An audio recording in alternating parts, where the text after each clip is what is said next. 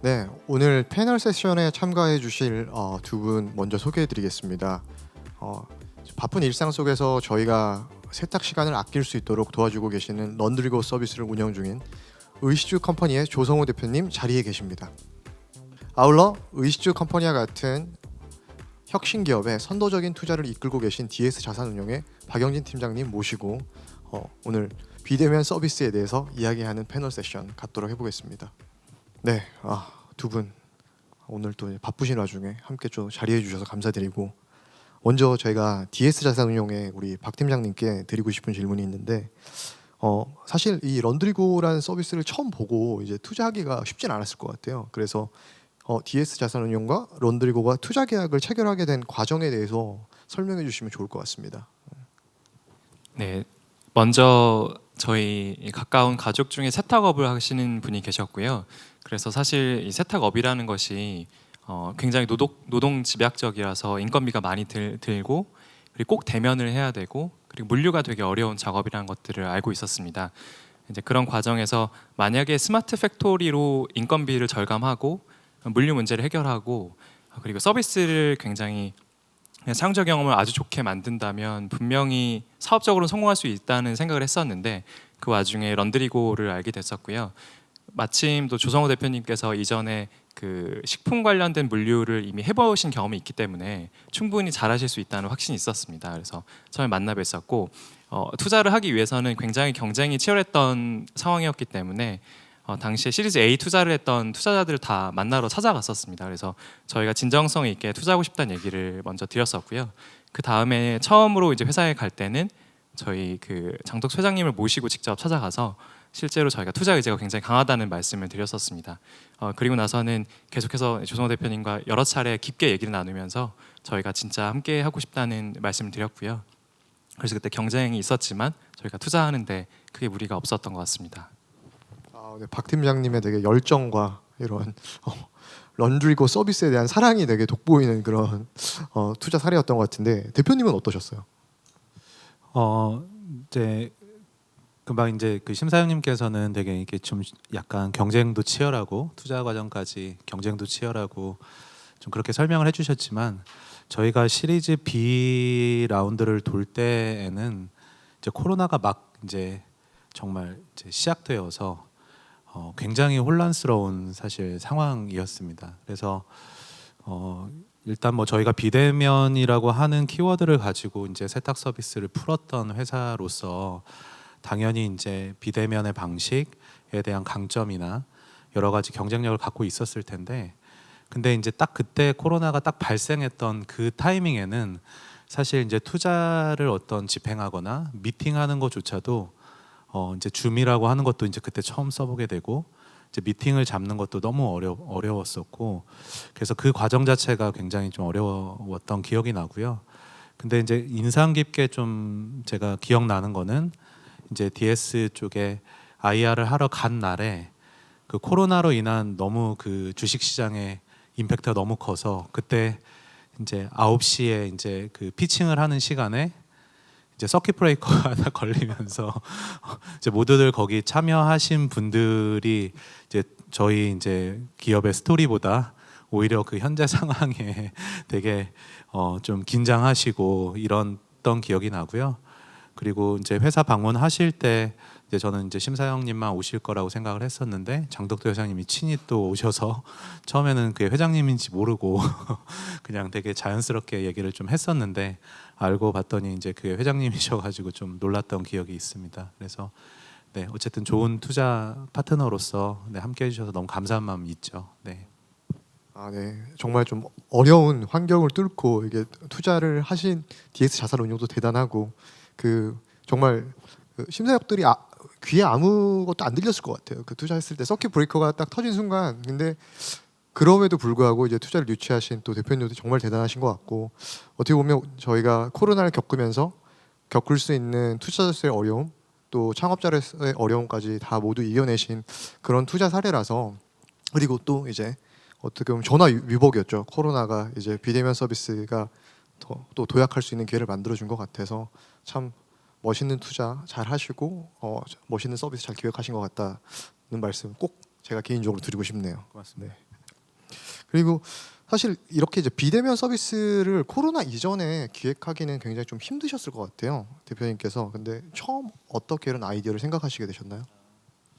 그러니까 사실 그 저는 여전히 비대면이라고 하는 게 주제라고 생각지는 않습니다. 그러니까 저희는 저희가 생각하고 있는 저희가 꿈꾸는 회사가 꿈꾸는 회사의 비전 서비스가 나아가야 될 그 방향은 여전히 99.9% 거의 100%에 가까운 이 세탁 산업이 오프라인을 근거로 하고 있고 요 산업을 어떻게 모바일로 우리가 그 전환시키고 그 모바일 시장의 시대를 열어갈 것이냐가 사실 메인 주제였습니다. 그렇기 때문에 단순히 모바일로 주문만 한다 그래서 세탁의 과정이 끝나는 게 아니라 뭐 생각해 보시면 세탁이라고 하는 것은 고객의 옷이 문 밖으로 나갔다가 세탁이 된 다음에 다시 문 안으로 들어가야 되는 굉장히 특이한 그 물리적인 그 구조를 갖고 있는 그 산업이거든요. 그래서 단순히 모바일로 주문해서 이게 세탁 과정이 끝나는 게 아니라 이 밖에 나갔다가 이게 과정이 진행이 돼야 되는 것이죠. 그래서 저희는 이 어떻게 하면은 이 오프라인을 모바일 시대를 열어갈 것이냐 해서 저희는 만나서는 도저히 답이 없다. 그러니까 현대인의 라이프 스타일상 시간 약속해서 뭔가 만나가지고 세탁물을 수거하고 또 뭔가 가격을 결정하고 개수를 세고 검수를 하고 뭐 어떤 CS를 응대를 하고 또 만나서 또 시간 약속해서 갖다 주고 저는 이렇게 해서는 도저히 이 모바일로 주문을 할 수 있겠지만 이게 온전히 그 라이프 스타일에 깊게 들어갈 수 있는 서비스는 만들기가 어렵겠다 생각해서 저희는 그때 이제 내린 결론은 모바일 서비스를 하기 위해서는 만나면 안 된다라는 이제 결론을 냈었고요. 그때가 이제 처음 서비스를 기획했던 2018년도 초였습니다. 법인을 설립하고 저희가 한 1년 2개월 정도 이제 서비스를 아주 오랫동안 기획을 했는데 처음에는 비대면이라는 말 자체를 저희가 이제 내부적으로 쓸 때만 하더라도 뭐 코로나를 생각하면서 했던 거는 전혀 아니었었고요. 그 비대면이란 말 자체가 내부에서도 너무 안 이쁘다, 너무 비인간적이지 않냐. 이게 뭐 좀 우리는 오히려 대면했으면 좋겠다 이런 내부의 챌린지가 훨씬 더 강했었습니다. 근데 제가 갖고 있었던 하나의 강력한 믿음은 모바일을 가기 위해서는 또 광역화 확장성을 갖기 위해서는 비대면 서비스를 해야만 이 모바일 시대를 열 수 있다는 확신이 있었고 그래서 이제 저희가 그 수거함 런드렛 수거함이라는 걸 만들어서 이제 평소 때는 그걸 빨래통으로 쓰다가 이걸 이제 맡길 때 모바일 원클릭으로 이제 맡길 수 있는 구조를 만들어서 이제 24시간의 빨래를 세탁 서비스를 이용할 수 있게 만들어낸 것이죠. 그래서 그 와중에 이제 코로나가 오면서 이제 좀 압축적으로 좀 성장하고 빠른 시기에 소비자들에게 인지가 되고 그렇게 성장을 해오고 있는 것 같습니다. 네, 말씀하신 것처럼 이게 단순히 내가 뭐 세탁을 더 잘해야지 해서 출발한 게 아니고 우리가 오프라인에서 하고 있는 경험들을 어떻게 보면 모바일로 옮겨가겠다라는 더 큰 좀 산업의 흐름을 바꿔보겠다라는 생각에서 출발하신 게 되게 인상 깊었고 그리고 저도 개인적으로 이제 런드렛 보면서 이거 진짜 천재적이다라고 생각을 했거든요. 소비자 입장에서 고객 입장에서 어떻게 보면 고객을 굉장히 잘 고찰하셨고 그래서 이제 그런 제품을 또 기획하지 않으셨나 싶고요. 좀 이어서 이제 비대면 경제가 소위 4차 산업혁명과 이번에 이제 코로나로 인해서 굉장히 가속화가 되는데 DS 자산운용의 이제 투자 전략이나 투자 방향에도 좀 영향이 있었을 것 같아요. 어떠세요? 실제로 저희 회사는 이제 가장 빠르게 성장하는 산업 내에서 선도하는 기업에 투자한다라는 투자 철학을 갖고 있습니다. 그러다 보니까 이제 비대면 사회가 또 왔다고 해서 급진적으로 저희 투자 방향이 달라졌던 건 아닌데요. 기본적으로 저희가 이번 현상에 대해서 접근했던 방식은 비대면을 통해서 예전에 경험하지 않았던 것들을 경험했다가 사실 다시 돌아가기 어려운 사용자 경험을 했던 사람들은 말씀하신 것처럼 런드리넷을 한번 경험하면 다시 예전에 빨래로 돌아가기가 어려운 것처럼 그런 기업에는 저희가 투자한 사례들이 몇 건 있었습니다. 예를 들면 말씀드린 대로 저희 런드리고에 의식주 컴퍼니에 투자했었고요. 그 다음에 청소연구소라는 서비스를 운영하고 있는 청소 예약 플랫폼인 생활연구소에도 투자를 했었고 그리고 지금은 그 이제 병원 예약 플랫폼으로 더 잘 알려져 있지만 앞으로는 이제 원격 진료 등의 비전을 가지고 있는 똑딱이라는 서비스 를 운영하고 있는 비브로스라는 회사에 투자했었습니다. 그 외에도 일단 기본적으로는 그 이 이후의 현상에 대해서는 뭐 O2O나 뭐 컨텐츠, 뭐 이커머스, 그리고 또 뭐 사스, 뭐 VR 같은 뭐 메타버스 관련된 서비스 등등을 다양하게 보고 있고요. 이런 산업들이 어떻게 움직이는지에 따라서 저희 투자가 아마 적응을 하지 않을까라고 생각하고 있습니다. 지금 말씀하신 영역들이 제가 좀 소름이 돋은 게 저희도 저희 스파크랩스도 굉장히 좀 관심을 두고 있는 영역이고 역시 이제 좋은 사람들은 되게 생각을 비슷하게 하는구나 이런 생각이 좀 들었습니다. 네. 맞아 농담이고요. 두 분께 이제 좀 산업 전망에 대해서 좀 여쭈고 싶어요. 어쨌든 우리가 이제 지금 당면한 이런 이제 비대면은 이제 어디 가지 않을 거고 앞으로 함께 할 건데 그럼 먼저 이제 제가 대표님께 여쭤볼게요. 비대면 경제 활성화를 위해서는 어떠한 법이나 제도가 변화되어야 될까요? 저희도 이제 뭐 여러 이제 좀 새로운 사업을 하고 있고 뭐 기존에 이제 존재하고 있었던 산업을 이제 모바일로 이제 전환해 가면서 이제 또 그것을 가동하는 또 이제 팩토리도 운영을 하고 근데 지금 현존하고 있는 여러 이제 법과 제도들이 기존에 이제 오프라인을 운영했던 기득권 혹은 이제 기존에 이제 아주 강력하게 형성하고 있는 산업의 중심으로 법과 제도가 마련돼 있기 마련이잖아요. 그래서 저희도 이제 뭐 팩토리를 건설하는 과정이라든지 여러 가지 이 물리적인 것들을 풀어 나가는 과정에서 여러 법과 제도들이 좀 제약을 가져오는 피부로 느낄 정도로 어떤 허가를 받기 위해서 저희가 뭐 되게 간단한 허가임에도 불구하고 막 뭐 한 반년 가까이 소요가 된다든지 그래서 이제 그렇게 이제 소요가 된다는 것은 이제 이 산업을 새로운 지금 비대면 산업이 열려가면서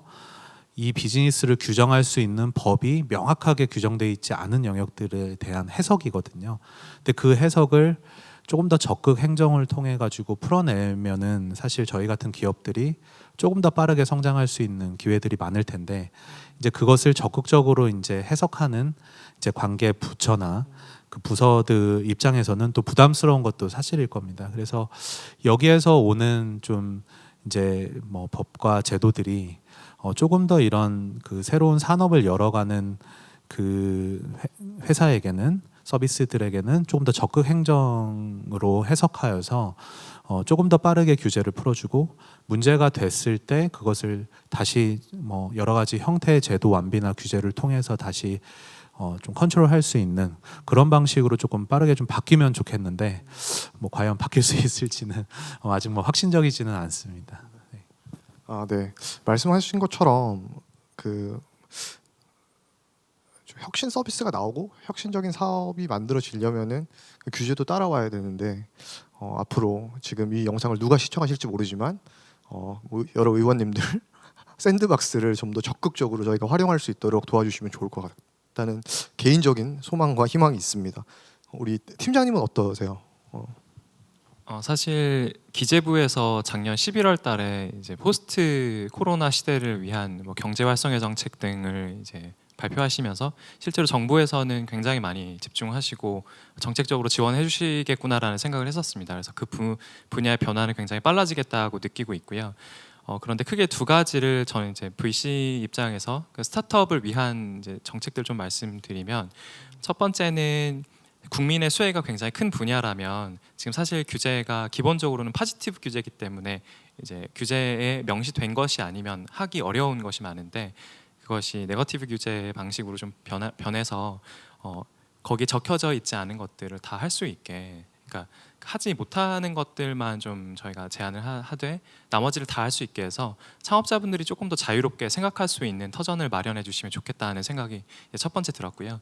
두 번째 생각은 스타트업에서 접근하기 조금 어려운 그 비대면 산업들이 있는 것 같습니다. 예를 들면 비대면 산업 중에서도 인프라에 해당하는 뭐 통신이나 아니면 클라우드, 뭐 클라우드를 스타트업들이 하고 있지만 굉장히 큰 자본을 요하는데 클라우드 관련 산업들, 그리고 뭐 제반 산업들인 뭐 AI나 데이터 관련된 것들 저희가 큰 자본이 들어가는 것들에 대해서 스타트업이 좀 어려울 때가 많은데 이런 부분은 정부가 뭐 투자 혹은 육성책을 통해서 조금 더 지원해 준다면 아마도 조금 더 나은 환경에서 좋은 산업들이 만들어지지 않을까라는 생각을 하고 있습니다.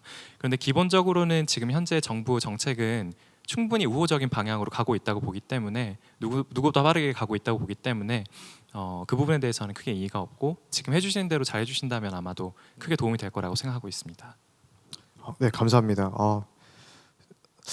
좀 저가 뭐 개인적으로 저희도 이제 스마트 대한민국 펀드를 이제 운영하고 있는 운영사 중에 하나로서 저희가 하고 있는 게 지금 B2B 사스 클라우드 영역에서 하고 있는데 맞는 것 같아요. 사실 클라우드나 이런 인프라 쪽은 규제를 푸는 게 더 힘들고 어렵기 때문에 그런 부분에 있어서 저희 정부 부처에서도 조금 더 신경을 써주시면 좋을 것 같고 저도 이제 말씀하신 것처럼 큰 방향에서는 아주 잘 하고 있고 그래서 저희가 이제 스마트 대한민국 펀드도 만들어진 거라고 생각을 하고요. 네. 이어서 앞으로 좀 산업 방향에 대해서 여쭙고 싶은데 저희가 지금 우리 대표님이 하시는 산업도 비대면 산업이라고 본다면은 앞으로 이 비대면 산업은 어떻게 좀 바뀌고 어떻게 또 바뀌어야 된다고 좀 생각을 하시는지 듣고 싶습니다. 뭐 이제 코로나 시대가 이제 뭐 코로나 시대라고 얘기하는 것도 좀 이제 좀 부담스러울 정도로 저희 삶이 너무 불편하잖아요.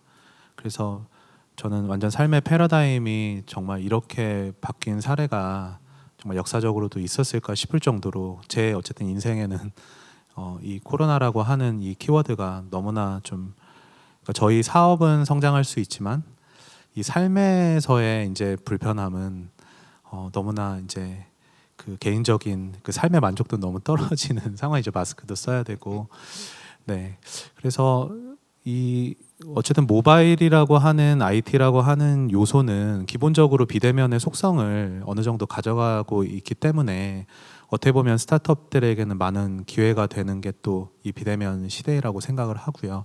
그래서 코로나가 이제 바이러스가 이제 창궐을 하면서 저는 한 10배 정도 좀 압축적인 속도로 원래는 뭐 저는 당연히 올 시대라고 생각은 했지만 이거를 조금 더 압축적으로 그리고 소비자들이나 고객들이 이렇게 서비스를 이용하는 것도 더 편리하고 그런 인식의 전환이 저는 굉장히 컸다고 생각을 합니다. 그래서 저는 사실 사람의 인식과 라이프 스타일을 바꿔나가는 노력, 뭐 그거를 뭐 에듀케이션 할 수도 있고 뭐 여러 가지 광고와 홍보를 통해서 바꿀 수도 있지만 사실 삶에서 그냥 바로 이게 이렇게 소화돼서 진행되는 이런 상황들은 저희가 전례 없이 1년 동안 경험하고 있기 때문에 앞으로 그러니까 소비자의 인식을 바꾸기 위한 어떤 홍보나 그런 마케팅에 쓰는 비용들이 저는 서비스의 퀄리티를 높이고 더욱더 이제 삶을 변화시키는 기술에 투자되는 영역으로 좀 많이 바뀔 거라고 생각을 하거든요. 그래서 그런 면에서 앞으로 스타트업들에게 아주 많은 기회가 있을 거라고 생각하고 이제 지금까지 이제 삶의 어떤 홈에 그 좀 치중된 그런 서비스들이 비대면으로 많이 나왔다면 앞으로 이제 일과 관련된 그런 쪽 워크와 관련된 그런 컬처나 그런 비대면의 산업들이 저는 많이 커질 거라고 좀 생각을 하고 있습니다. 네, 감사합니다. 팀장님 어떻게 생각하세요? 네, 그 비대면 산업에 대한 전망을 이제 보자면 사실 지금까지 중에 제일 중요했던 부분은 그동안 되게 당연하게 어쩔 수 없이 했던 것들이 있었는데 그것들을 이제 완전 대면에서 비대면으로 하는 경험을 한번 해보고 이게 정말 좋고 편했구나라는 걸 그 느끼는 사람들이 많아졌다는 게 되게 중요한 포인트고 그리고 그렇기 때문에 다시 돌아가기 어려운 환경으로 가고 있는 게 단순히 이번 이벤트가 일회성이 아닐 수 있다는 저의 생각입니다. 뭐 예를 들면 저희가 장복이라는 경험은 일상적으로 그 장복이라는 경험 자체가 무조건 좋았던 경험은 아니었는데 일상적으로 가는 것이 일반적이었지만 마트를 가는 것이 일반적이었지만 어느 순간 장보기가 어려워져서 온라인으로 장 보는 그 경험들을 하고 온라인으로 물건을 사는 경험들을 더 많이 하게 되면서 생각보다 이게 더 편하다는 거를 사람들이 알게 됐고 그런 것들이 일반적이게 되었거든요. 예를 들면 저희가 초기 투자했던 그 컬리라는 회사가 있습니다. 그 회사가 비대면 시대에 사실 코로나 이후에 큰 수혜주였고 거래량이 폭증하는 사태가 있었는데 그 와중에 그것이 일회성으로 끝나는 것이 아니라 그 거래액이 유지되면서 계속 성장하고 있는 그림을 볼 때 이게 단순히 하나의 현상이 아니라 정말 일상을 바꾸는 이벤트일 수도 있겠다는 생각을 하게 되거든요. 그래서 그런 의미에서 비대면 산업이 사실 비대면이라는 것이 조성호 대표님 말씀하신 것처럼 기존에 있었던 그 ICT 혹은 뭐 언택트 방식이었지만 실제로는 삶을 많이 바꾸는 일회성 요인이 아닌 것일 수 있겠다라는 생각을 하고 있습니다. 네, 두 분 말씀 들어보니까 정말 앞으로 어떻게 세상이 변할지가 더욱더 기대가 되고 그리고 나가서 억지로라도 고객들이 지금 이 코로나 때문에 고객의 비헤비어를 바꾸는 게 굉장히 힘들었잖아요 그동안. 근데 그 말씀하신 것처럼 10배는 빨라진 것 같고 그리고 단순히 저희가 이제 라이프에서만의 변화가 아닌 워크에서도 변화가 또 기대되는 그런 상황인 것 같습니다. 이제 벌써 좀 마지막 질문인데 많은 분들이 창업가를 꿈꾸거나 아니면 이제 벤처 투자자를 꿈꾸는 것 같아요. 저희가 뭐 드라마도 있었잖아요. 작년에 스타트업이라고. 근데 그런 거 보면서 저도 주변에서 그런 후배들이 이제 하나 둘씩 더 많이 생기는 걸 보면서 이게 좀 트렌드가 된 것 같아요. 그런 그 선두에 계시는 두 분께 좀 후배들을 위해서 이제 조언을 구하자면 어떤 좀 조언이 있을 수 있을까요? 사실 뭐 조언할 만큼 제가 뭐 그런 뭐 이제 그런 사람인지는 잘 모르겠는데 그러니까 제 경험을 살짝 말씀드리면 저는 이제 연쇄 창업을 했고 이제 첫 번째 창업했던 회사를 이제 배달의 민족에 매각을 해서 이제 배민프레시라고 하는 대표를 맡고 런드리고를 하게 된 계기도 저는 다시는 내 인생에서 사업은 없다. 그러니까 너무 그 과정이 고통스럽고 정말 이제 사업은 진짜 하기 싫다.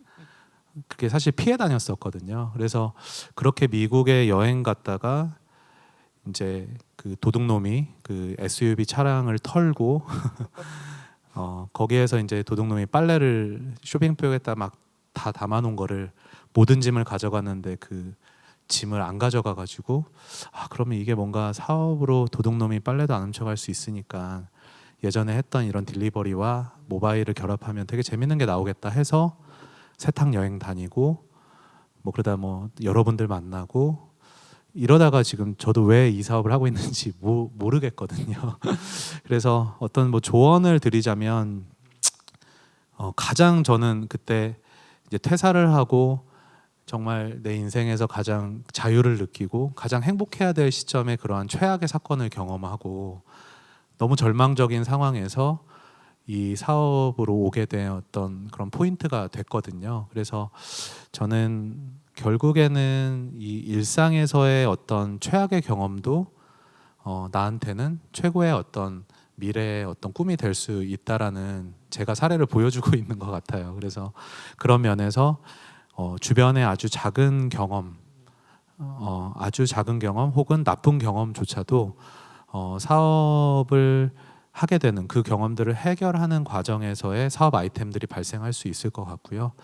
그리고 결국 경험이 중요한 것 같습니다. 그래서 내 경험도 중요하고 간접 경험을 위해서 뭐 사업의 선배들 만나는 것도 너무 중요하고 독서를 통해서 이제 뭐 역사적으로나 먼저 밟아 나갔던 사람들의 이야기도 들어보고 그래서 결국 경험을 어떻게 내 것으로 만들어서 실행으로 옮기느냐가 결국 이게 모두 다인 것 같습니다. 그래서 그런 면에서 네, 많이 경험하시고 네, 실행하면은 네, 결국에는 뭔가 하고 있지 않을까라고 생각이 듭니다.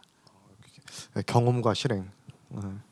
진짜 근데 천상 사업가신 것 같아요. 이게 보통 사람 같으면은 그 상황에서 그런 경험을 가지고 사업으로 연결을 못 시켰을 텐데 그 되게 그런 어떻게 보면 그런 프레임이나 그런 관을 가지고 계시다는 게 저도 개인적으로 되게 부럽고 이렇게 창업을 기대하시는 분들이나 창업을 원하시는 분들도 방금 조언하신 것처럼 본인의 경험 또는 간접적인 경험을 통해서 사업 아이템들을 또 발굴할 수 있는 기회들을 또 만드셨으면 좋겠습니다.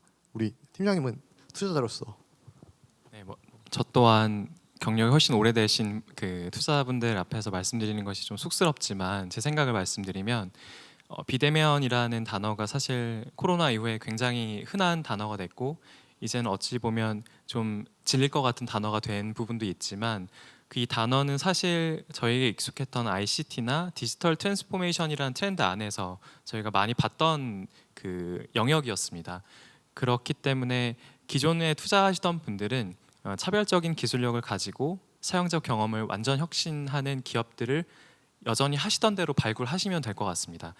다만 그 몇 개 영역들이 이번 이벤트를 계기로 굉장히 빠르게 성장하는 것 같습니다. 예전이면 한 5년 정도 이상 걸렸어야 될 일들이 훨씬 더 단축되고 있는 것 같은데 그 중에 뭐 VR 같은 사례는 생각보다 오래 걸릴 줄 알았는데 굉장히 빠른 현실이 되어가는 것 같고요.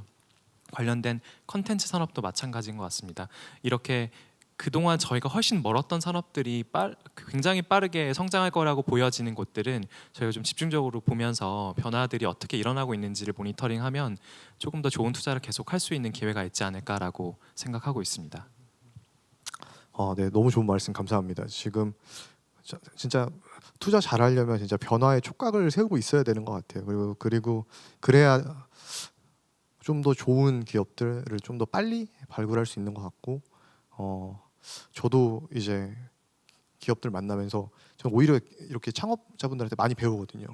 그래서 되게 제 직업에 만족하는 늘 항상 혁신하시는 분, 저희보다 생각을 훨씬 깊게 하시는 분들 만날 수 있어서 되게 좋은 것 같고, 또 좀 이제 클로징을 하면서 두 분께는 너무너무 좀 감사드리고, 그리고 오늘 이렇게 조언해 주신 것들이 분명히 이런 창업가나 벤처 투자자로서 이제 일하고 싶으신 분들 혹은 이미 시작하신 분들에게도 굉장히 큰 도움이 될 거라고 생각합니다. 감사합니다. 감사합니다.